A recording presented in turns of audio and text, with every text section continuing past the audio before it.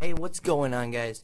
Today I'm doing an Amorphage deck profile, and I've got a video of duels of this deck profile, or of this deck, so put a link to that in the description below, along with the deck list here, in case you don't want to watch the whole video.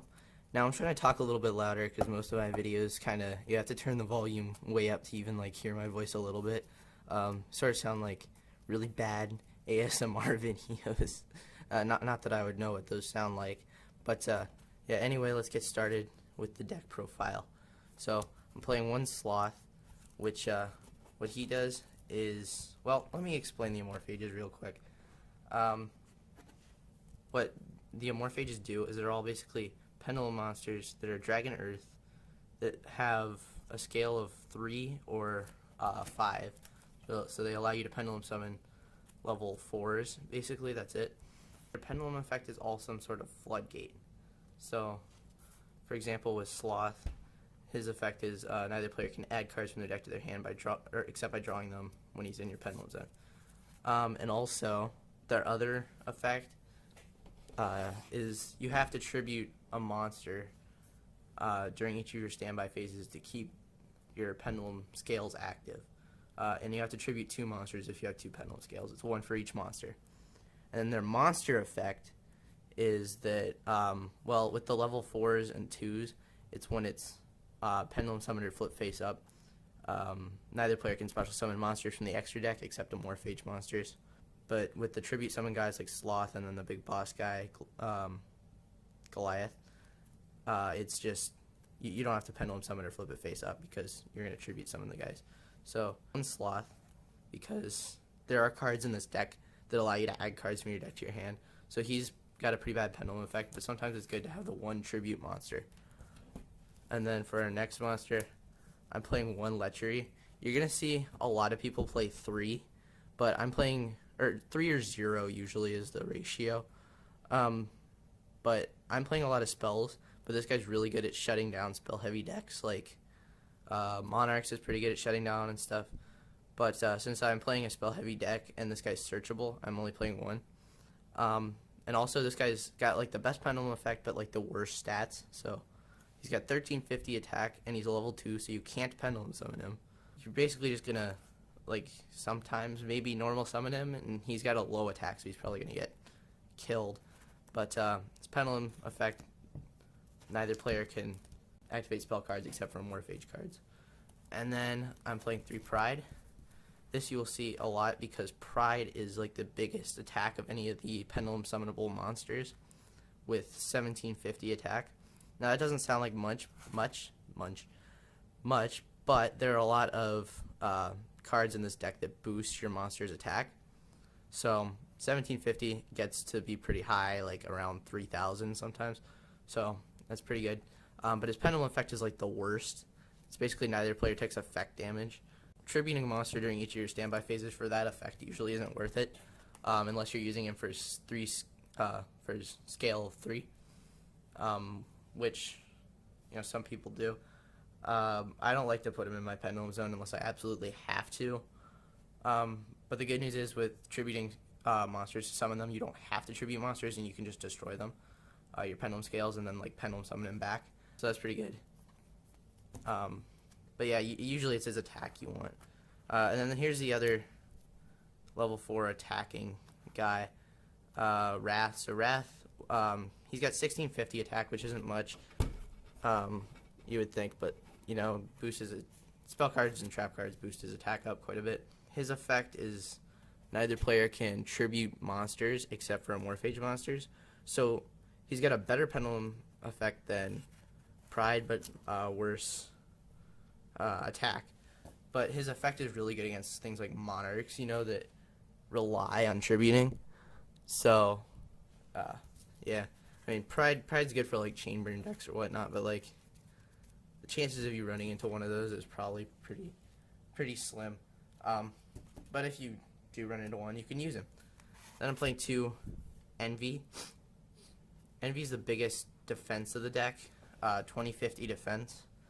And what it does, its Pendulum effect is that neither player can activate cards or effects as chain link 2 or higher, which doesn't really affect your deck at all, and usually you're only going to use him for his 2050 defense, which is really nice, especially with the effects that buff his defense.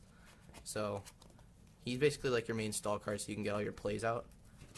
Then I've got 3 Greed. This is my personal favorite. I like his artwork a lot. He's got slightly less impressive 1950 defense as opposed to the 2050 defense of Envy, but his effect is even better. Excuse me, even better. Greed's effect is neither player can activate trap cards except for Amorphage cards, so it's really good when you're like late game, when you got him on the field and then you got a bunch of like high attack monsters here and you're just gonna go in for a kill. That's when he's really good, because then your opponent won't be able to activate things like, you know, Storing Mirror Forest or whatever. And I've got 3 Gluttony. Gluttony's effect is really good. The only problem with it is a level 2, so it can't be Pendulum Summoned. But its Pendulum effect is that neither player can activate effect monsters effects except for Amorphage effects. So that doesn't counter things like, you know, Raid Raptor Ultimate Falcons can't be affected by card effects. That's just always active. It's the effects that activate. So if your opponent has like Breaker the Magical Warrior, for an example, and they, you know, like remove their spell counter, they can't do that. And then for the last monster, the big boss monster, Goliath. So Goliath is a 2750 beater, basically. Scale 5. He can't be Pendulum Summoned, but you're pretty much just going to Tribute Summon him out anyway. I mean, he can be Pendulum Summoned if you have a higher than Scale 5 monster, but you probably aren't going to have that. But his Pendulum effect is that all cards sent to the graveyard are banished except for Amorphage cards. He's Macrocosmos, basically. That's his Floodgate effect. And then for spell cards, starting off, I'm playing the 2 field spell Persona. Persona, what it does is it boosts the attack and defense of all Amorphage monsters by 300. And then if you tribute up to twice per turn, if you tribute an Amorphage monster, you can draw a card. And then its other effect is that if it's in the graveyard, you can banish it. Tribute monsters whose levels are exactly 8. Pendulum monsters whose levels are exactly 8 from your hand or your side of the field. And special summon one of this guy. Amorphactor Pain, the Imagination Drake Overlord. I can never remember his name because it's really big, but this guy I'm not using him because you have to have this card in the graveyard and then 2 or any monsters whose levels equal exactly 8. So you can have 1 Goliath, but usually it's going to be 2 monsters, like 2 level 4s, and rarely a Sloth and like a Lechery or something like that. But he's not good. He's usually a dead card, and he can't really be a last resort. If he could be a last resort, like if it were just banish this and then like banish monsters from your extra deck or something whose levels equal exactly 8, then maybe you'd be good. But like he's usually just a dead card because his effect when he's ritual summoned, your opponent skips their next main phase 1, which is pretty good, right? They won't be able to get set up before their battle phase. And it negates the effects of all Fusion Synchro and Ixies monsters. But if you have like face-up Pendulum Summon Amorphage monsters, your opponent won't be able to summon those in the first place. So that effect is sometimes useless. And then if he's sent from the field to the graveyard, you can add a Drake Overlord monster, except himself, from your deck to your hand. But I'm not playing with the Draco Slayers or Drake Overlords, so he's usually just useless. I've playtested with them, and they sort of just clog up your hand. Like sometimes you won't be able to activate them. If you got like some of the Amorphage monsters that will prevent you from activating your Draco Slayers, and usually you need the certain Amorphage monsters, so you can't really run the deck without them. So I don't like that card. A lot of people run it as a one-of. I think it's pretty much useless. Like when you open a Shining Victories pack and you get one of them, you're kind of just like, really? And I'm running 1 Terraforming because I like that ratio of 2 to 1. If I were playing him, I'd run this at 3 and this at probably 0. But I like this ratio of 2 to 1. I think it's nice. And then I'm playing 3 of arguably the best card in the deck, Amorphage Infection. So what this card does is all Amorphage monsters on the field gain 100 attack and defense for each Amorphage card on the field. So if you have your 2 Pendulum Scales, this card, sadly Persona, Amorphous Persona, is Amorphous Persona, not Amorphage Persona. So that kind of sucks. But if you have this card, 2 of your Pendulum Scales, and like 2 monsters, right? That's plus 500 attack and defense right there. And now if you have 2 of this card, that's going to be plus like 1,200 total. So if you can manage to get all 3 of them out on the field, it's really nice. But then its secondary effect is the real like big effect.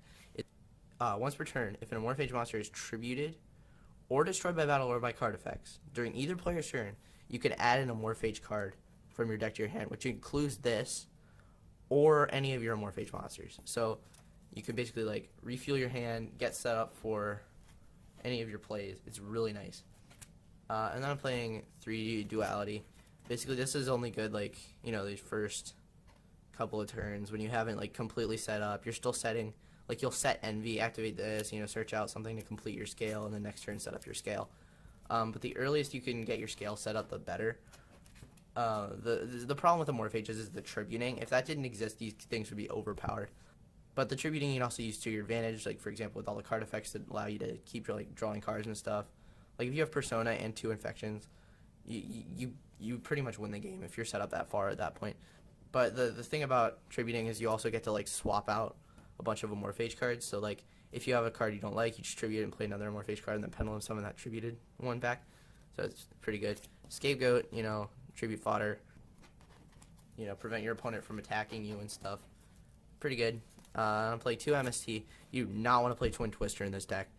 I mean, unless you're like really good with your resources. But usually if you play Twin Twister, you'll end up discarding something that you need. And Pendulum monsters go to the graveyard when they're discarded, so they won't go to the extra deck, and it's just not good. You want MST instead of Twin Twisters. And I'm playing only 2 MSTs because usually you're just going to prevent your opponent from activating their spell and trap cards before they do, so you don't really need to destroy them first. 2 Dark Holes and a Raigeki, because if your opponent gets too far ahead of you, has a ton of monsters on the field, you're going to want to destroy those as quickly as possible so you can get back into the game. Because if they have all their plays set up, then you're pretty much screwed unless you can come back. So you want to top deck one of those.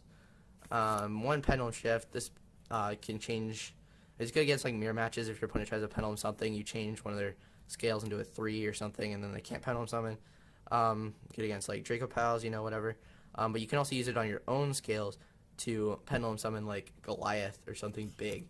Like I've done that before, like pendulum summon 3 Goliaths in one turn. That's pretty fun. And I'm playing 2 Lysis for some of the trap cards. I play tested this at 3. I like it at 2. I think it's a really good ratio. I mean, I play tested it at 1 as well. I didn't play test without it. I think you need at least 2. But what Lysis does is it lowers the attack and defense of all non-Amorphage monsters on the field by 100. So this is something else I was talking about, like not going with any of the Draco Slayers and Draco Overlords. Basically, because their attack and defense will be lowered. Also, you know, they won't be able to special summon from the extra deck if you summon any of your Amorphage monsters on the field. But what this also does is if a monster in your Pendulum scale is destroyed and sent to the graveyard, like in your Pendulum zone is destroyed and sent to the graveyard, during either player's turn, once per turn, you can place another Amorphage monster from your deck into the Pendulum zone. But the problem with that is during your standby phase, say you got like this, right? That's your setup, and you tribute, like for this Pride, you tribute this Pride, and then for this Sloth, you you don't tribute anything, and then you put like a Lechery in here per se. The Lechery will get destroyed too because it's still during your standby phase. So you get this setup. You tribute 1 for this, and then you don't tribute 1 for this. So this is your extra deck right here, and then you can place this here, tribute 1 here, and then pendulum summon all 3 of these back. So pretty good combo card, but that's really all it's good for, and only when you have like a good setup already. So yeah. And then the last card is Bottomless. I was playing with Solemn Warning, but I like keeping the life points and then not being able to negate the summons, but just remove them from play. So that's about it. Thanks for watching. See you in the next video.